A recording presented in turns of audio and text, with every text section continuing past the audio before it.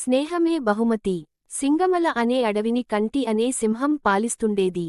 దానికి నక్క, కాకి అనుచరులుగా ఉండేవి. ఓ రోజు కాకి ఎగురుకుంటూ వచ్చి, మన అడవికి దూరంగా ఉన్న ఎడారిలో ఒంటెను చూశాను. దాన్ని వేటాడగలిగితే మనకు వారంపాటు ఆహారానికి సమస్య రాదు అని చెప్పి సింహాన్ని, నక్కని బయల్దేరదీసింది.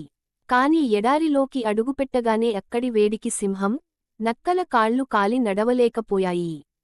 దాంతో కాకి ఒంటె దగ్గరకెళ్ళి, మిత్రమా, నువ్వు మా రాజు సింహాన్ని, మంత్రి నక్కని అడవిలో దించగలవా అని అడిగింది.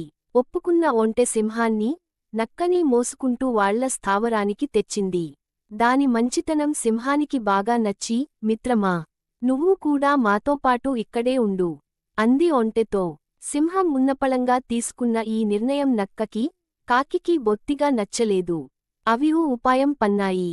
మహారాజా, కాళ్ళు కాలడం వల్ల మీరు ఇప్పట్లో వేటాడలేరు. మీరు ఆకలితో ఉండటం మేం కాగలను చూడలేం.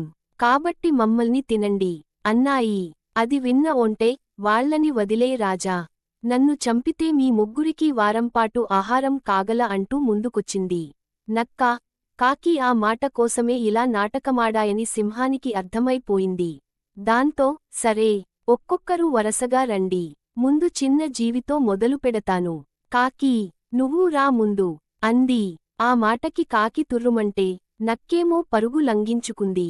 ఒంటె, సింహాలు మాత్రం అప్పటినుంచి మంచి స్నేహితులుగా ఉండిపోయాయి.